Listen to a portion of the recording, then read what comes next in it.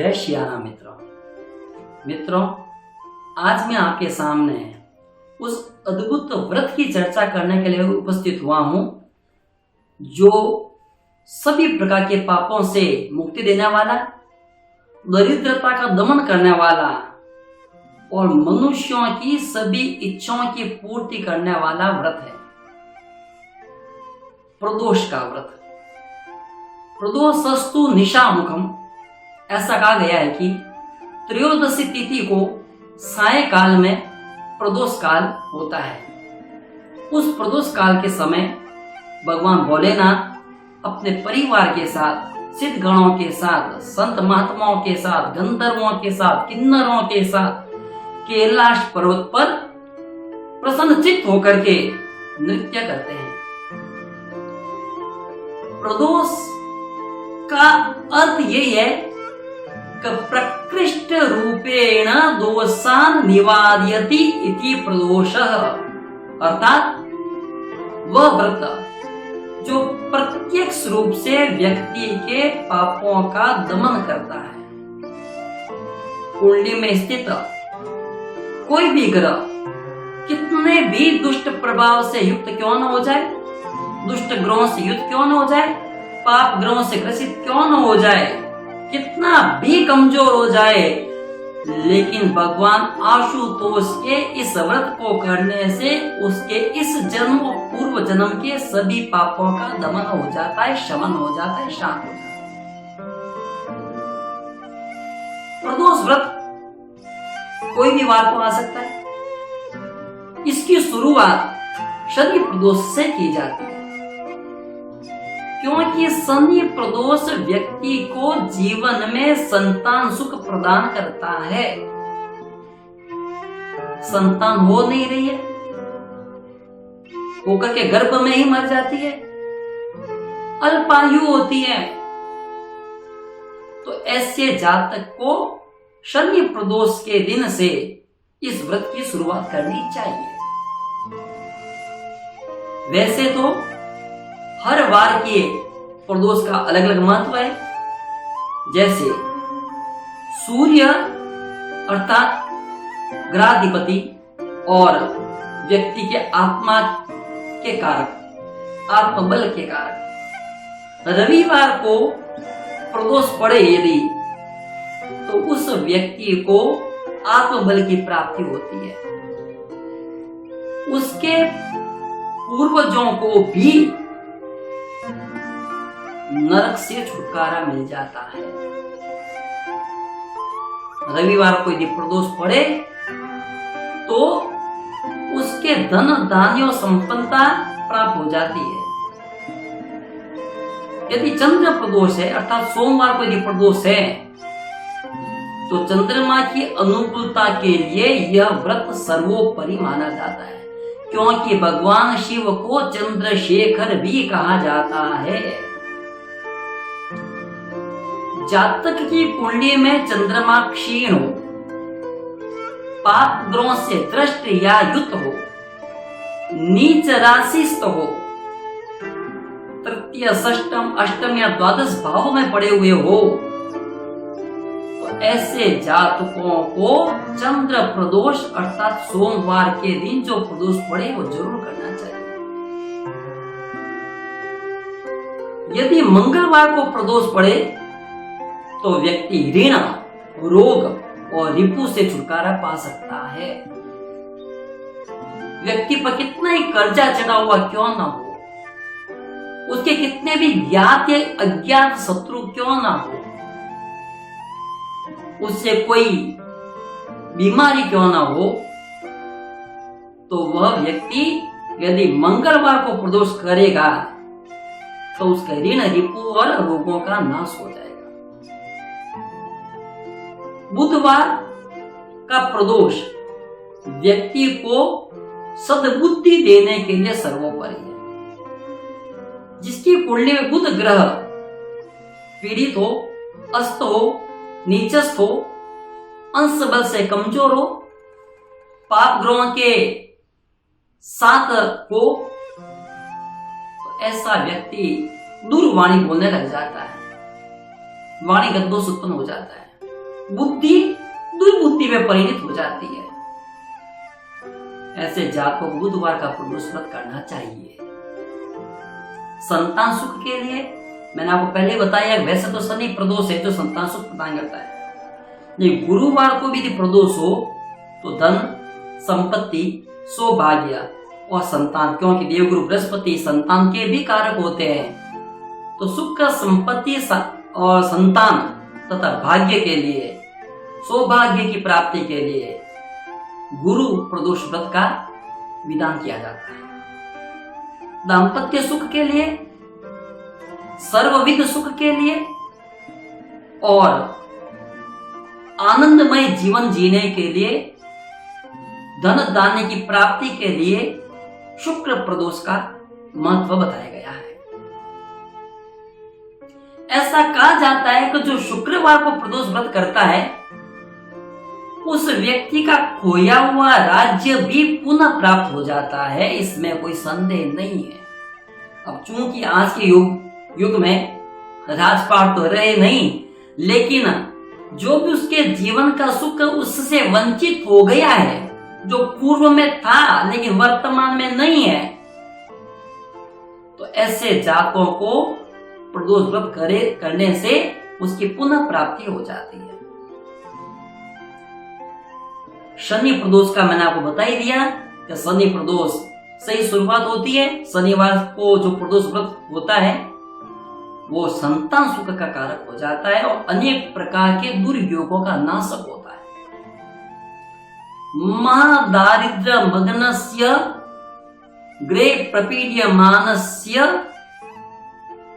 वो महादेव प्रसीदतु, जो ग्रहों से पीड़ित है, माय दरिद्रता के खाई में गिरा हुआ है, मान रोगों से आतुर मतलब पीड़ित है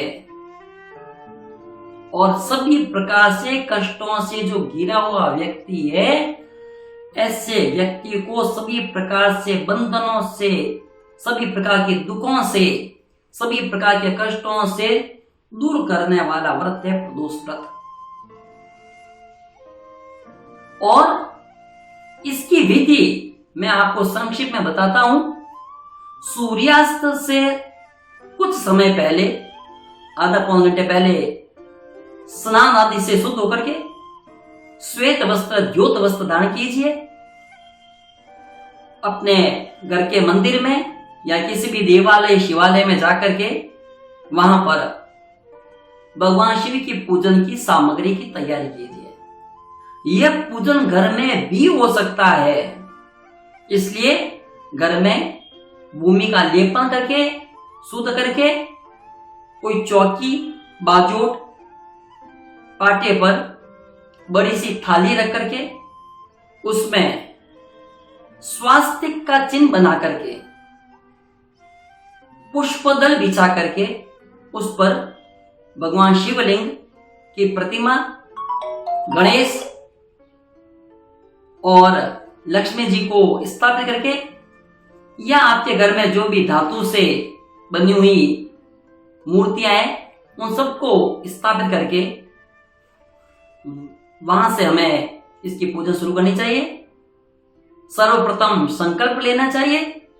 संकल्प लेते समय ये कामना कीजिए कि भगवान भोलेनाथ आपके ऊपर मान कृपा करेंगे और आपकी जो भी मनोकामनाएं, वांछित कामनाएं वो पूर्ण होगी। जो भी कुंडली में आपके दोष है ग्रहों का, उनका शमन होगा।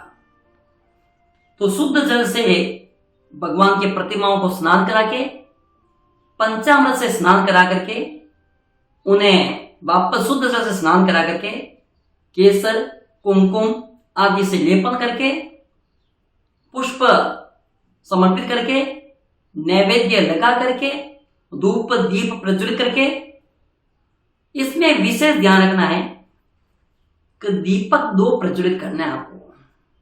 दाएं हाथ में की तरफ आपके घी का दीपक होना चाहिए और बाएं हाथ की तरफ आपका तेल का दीपक होना चाहिए। घी का दीपक शुभता का सूचक है, मांगल्य का सूचक है, और तेल का दीपक शत्रुनाशक होता है। अब शत्रु कोई जरूरी नहीं है कि हमारे जीवन में कोई व्यक्ति शत्रु हो, काम क्रोध मद लोभ मोह मत्सरता अभिमान ईर्ष्या ये हमारा शरीरस्थ षड शत्रु है। इन शत्रुओं का नाश करने के लिए या ज्ञात अज्ञात शत्रुओं का नाश करने के लिए तेल का दीपक बाएं हाथ की तरफ प्रज्वलित करके रखना चाहिए। धूप दीप नैवेद्य पुष्प बिल्व पत्र आदि से जो भी सामर्थ्य श्रद्धा हो उसके अनुसार बड़े तन्मयता के साथ विभिन्न प्रकार की स्तुतियों का गायन करते हुए प्रसन्नचित्त होकर के परिवार के साथ में प्रदोष व्रत करना चाहिए। इतना करने का यदि सामर्थ्य नहीं है, समय का अभाव हो यदि, तो केवल पंचोपचार पूजन के द्वारा भी भगवान भोलेनाथ की पूजा की जा सकती है। वो आशुतोष है, उनके लिए बिलपत्र भी उनके प्रसन्नता के लिए बहुत है। गंगा जल का प्रयोग इसमें करना चाहिए पूजन में। अब पंचोपचार पूजन क्या होता है? धूप दीप नैवेद्य पुष्प और गंध अर्थात चंदन कुमकुम केसर का प्रयोग, पुष्पों का प्रयोग विविध जो भी ऋतु पुष्प हो उसके आधार पर, बिलपत्र तो प्रमुख है ही, धूप दीप प्रज्वलित करना और जो भी श्रद्धा अनुसार नैवेद्य भोग लगाना। यदि संभव हो सके तो प्रदोष के दिन खीर का ही भोग लगाना चाहिए। कहा जाता है अमृतम क्षीर भोजनम, सफेद चावलों से बनी हुई खीर भगवान भोलेनाथ को बहुत प्रिय है और ये चंद्रमा को बहुत मजबूत कर देता है व्यक्ति के जीवन में। उस क्षीर का भोग लगा करके उसको हमें भी प्रसाद रूप में ग्रहण करना चाहिए। ये प्रदोष व्रत इतना अद्भुत है कि कहा जाते हैं कि समय का अधिक अभाव हो तो केवल इसकी कथा करके भोजन करने से भी इसका पूर्ण फल प्राप्त हो जाता है। लेकिन इसका मतलब ये नहीं है कि आप केवल कथा कर दो भोजन कर लो, क्योंकि सब शॉर्टकट चलने वाले हैं जमाना आजकल। तो यदि आपके पास समय है तो आपको विधि पूर्वक भगवान भोलेनाथ की प्रसन्नता के लिए प्रदोष पूजन करना चाहिए। परिस्थितिवश आप केवल कथा करके फिर भोजन कर सकते हैं। बिना कथा किए भोजन करने का बहुत बड़ा पाप लगता है प्रदोष व्रत करने वालों को। ध्यान रखिए इस बात का। जो व्यक्ति प्रदोष का व्रत करता है, पूजन नहीं करता है, कथा नहीं करता है, स्तुति नहीं करता है, गान नहीं करता है, भगवान भोलेनाथ के मंदिर में जाकर के दर्शन नहीं करता है, वो कहता है हमने व्रत कर लिया, बस व्रत खोल दिया, बस हो गया हमारा। ये कुछ भी नहीं है, शून्य है फल इसका, कुछ नहीं फल इसका। पंचाक्षर स्तोत्र के द्वारा, पंचाक्षर मंत्र के द्वारा, शिव तांडव स्तोत्र के द्वारा और विविध स्तुतियों के द्वारा भगवान भोलेनाथ की स्तुति करनी चाहिए। पूजन की समाप्ति पर आरती करनी चाहिए और साक्षात दंडवत होकर के भगवान से क्षमा याचना करनी चाहिए। कहा भी गया है कि भूमो स्कृत पादानाम भूमि रेव अवलंबनम तो ही जात प्रादन तो ही वह परमेश्वर। जैसे धरती पर गिरा हुए व्यक्ति को धरती ही संभाल लेती है, वैसे कर्म भ्रष्ट व्यक्तियों को व्यक्ति भगवान भोलेनाथ ही उसको संभाल सकते हैं। तो प्यारे दर्शकों, आज मैंने आपके सामने प्रदोष की विधि का संक्षिप्त परिचय आपके दिया है। जो लोग प्रदोष व्रत करते हैं या करना चाहते हैं उनको इस प्रकार से प्रदोष पूजन करनी चाहिए, जिससे निश्चित रूप से भगवान भोलेनाथ आशुतोष की आपके ऊपर कृपा होगी। और ये व्रत कम से कम 13 माह तक किया जाता है। कोई लोग इसको 13 वर्षों तक करते हैं और अनेक ऐसे लोग हैं जो अनेक सालों से इसकी पूजन करते जा रहे हैं, इसका व्रत करते जा रहे हैं। लेकिन कम से कम 13 माह तक यह व्रत करना आवश्यक होता है। धन्यवाद। जय श्री